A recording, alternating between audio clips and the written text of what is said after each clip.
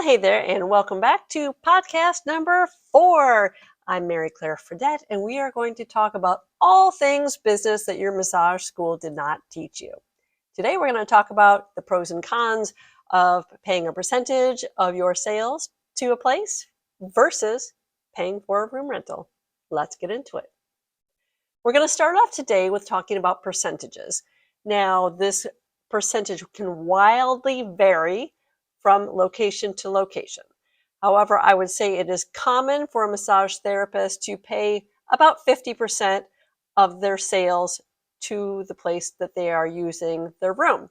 Now, that does seem like a really high percentage. However, that location still has to pay for all of their liability insurance. They have to pay for the paper products in the bathroom, gas and electric, blah, blah, blah, all the things.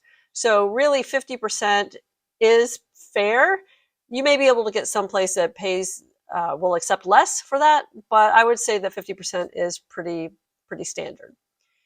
Now, there are certain advantages of paying a hefty sum, which we feel like, oh my gosh, they're taking half of my money. But there are really advantages to this, especially if you are a new therapist. Now, one of the major advantages to this is that you don't have to worry about an upfront fee of paying and decorating a massage room.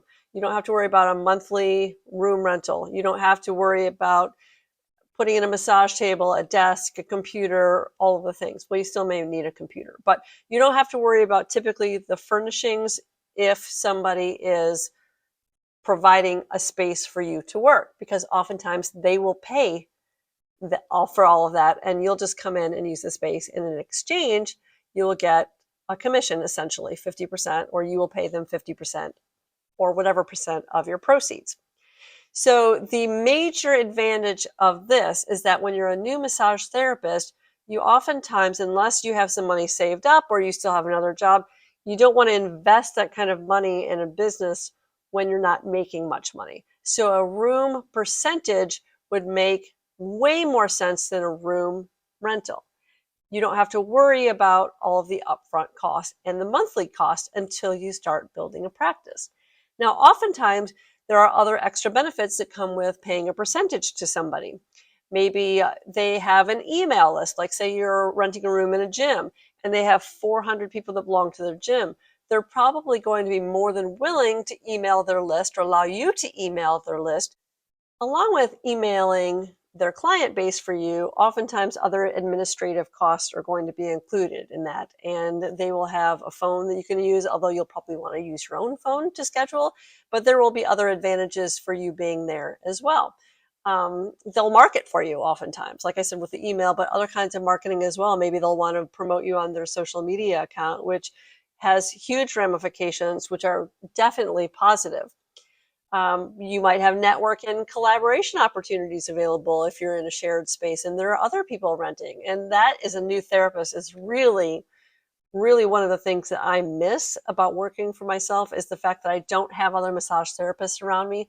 So if you do have people like that around you, that can be a huge boon to your business and your growth as a massage therapist. And you can also focus on your craft without the added responsibilities of worrying that you're going to have to pay for rent, especially for a new therapist, in paying a percentage of sales when it comes to when you first start out. However, it gets to the point when you start getting busier that you might want to consider moving from a percentage base to paying for a room rental. Now, some places might say, yeah, we're going to do a percentage base until you're ready to pay a room rental, and that would be great because you don't have to change locations. So before you start working at a place, and if you're going to be doing a percentage, ask them if that's okay. If you can say, like, if I start paying you more than X number of dollars per month, whatever you think that amount is fair, and that's going to be totally dependent on where you live, ask them if they would be willing to do a room rental, because it might get to the point when you start doing a lot of massages. Say you're doing $1,000 worth of massage a week, and now you're having to pay them $500 a week in rent. So you're losing half of your income. $500 a week times 4.3, which is how a month works out, 4.3 weeks. So we'll just say 4 weeks just to make it easy. You're paying $2,000 a month. Now, I don't know about you, But I feel like $2,000 a month is a really high end, and I would want something super bougie for $2,000 a month. That's number one. Number two, not pay $2,000 a month for rent. So once you start working with more clients and you're much more regular, you're probably definitely going to want to consider having a room rental. Let's talk about the advantages of a room rental versus the disadvantages. Now, the advantages are clearly as you grow your business, it would make more sense to pay essentially a flat fee per month, plus your gas and electric and all that jazz. The disadvantage to starting with a room rental when you're a massage therapist is that you're going to have an outlay of money to decorate the room. You're going to probably have to pay a deposit. So say your rent is $1,000 a month, you're going to have to pay $1,000 up front, just like you do for an apartment. And then you're going to have to start paying $1,000 a month. So if your room rental is $1,000 a month, then you're going to start off with paying $2,000. Now, hopefully you can find a place less than $1,000 a month. I don't know. It depends on your location. Like I said, some places are very expensive. Some places are much more reasonable. The advantage of having a room rental also is you definitely have flexibility and control over your business. You can probably come and go as you want, which you may not have that as a person who pays a percentage. You may have to work within certain business hour limitations. You're able to fully customize and decorate your office. I do barefoot massage, so a lot of times therapists are very excited because they have to put in bars overhead to work on people.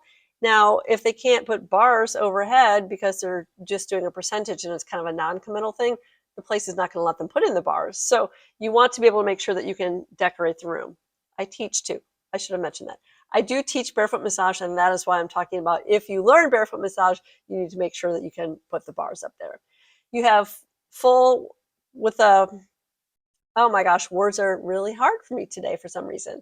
With a room rental, you have full control of your pricing, your scheduling, and all of your branding decisions, which you may or may not have if you pay a percentage, but at least you definitely know that is an advantage when you have a room rental. And then you're going to keep 100% of your earnings minus the amounts you have to pay for gas and electric and your phone and your internet and paying Uncle Sam or paying, I don't know who you pay in Canada, Trudeau? I don't know who you pay. You're going to have to pay taxes somewhere else. So you're always going to have to pay taxes, whether it's a percentage or a room rental. So the drawbacks of having a room rental, especially if you're first starting, is the initial investment, which I mentioned. Financial responsibility falls solely on you as a massage therapist. So for instance, during COVID, when most massage therapists were shut down for at least 2 months, most longer, they typically would have been responsible for paying for their room rental. Whereas if they're paying a percentage, then they're just not paying anything. When I was shut down, I owned my office condo. I had to pay that dollar amount and my taxes every single month, every single week that I was not working. So there's that. Hopefully we don't have to worry about that anymore. You have costs, obviously, of the rent, the utilities, the furniture, all of your supplies. Now, you may have some of those costs incurred when you do a percentage split also, but that's definitely something that you want to look into. And you have limited networking abilities. And that's one of the things I really miss about not working with multiple therapists is that I don't have anybody to bounce ideas off of or anybody to say, hey, I've got a kink in my neck. Can you work that out for me, please? So oftentimes that is a little bit of a disadvantage as well. And the entire burden of marketing and attracting clients is on you. However, again, once I said over and over again, if you have the client base, you don't have to worry about it so much. Now, that's just a brief overview of percentages versus paying for a room rental. There are pros and cons for both, especially as a new therapist. I would say, and this is just me, this is my opinion, that if you're a new therapist, it would make sense to start off paying a percentage with a caveat that your place that you're renting from will allow you to bump it up to a room rental at some point in time. Once you're paying X number of dollars per month, if you feel comfortable paying that amount every month, I would ask ahead of time if you can do that as a room rental instead. Again, the advantages and disadvantages are both significant for both of them, and it totally depends on the type of practice that you have, how much time and money you're willing to invest in your practice, and you need to just figure it out. So just keep in mind there are pros and cons of both the room rental and paying a percentage. I wouldn't pay more than 50% because that starts to get a little sketchy. And just make sure that you investigate everything. And also, if you're signing a lease, make sure that you know what you're getting into. That's it for this episode. Tune in next time and we will talk about another interesting subject about business and things you wished you would have learned in massage school. I'm Mary-Claire Fredette, and until next time, take care of yourself.